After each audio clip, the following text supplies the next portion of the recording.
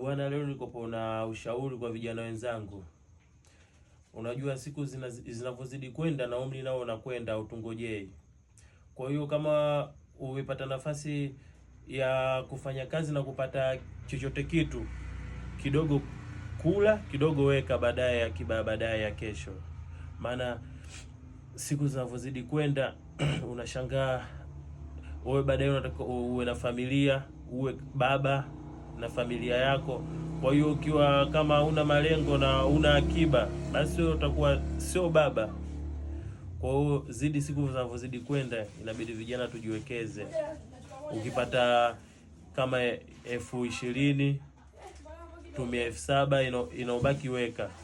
Kama unafanya kazi unalipwa mshahara wako huko 200,000, tumia 50,000, 150,000 weka. Kama unalipwa 300,000, tumia 100,000, 200,000 weka.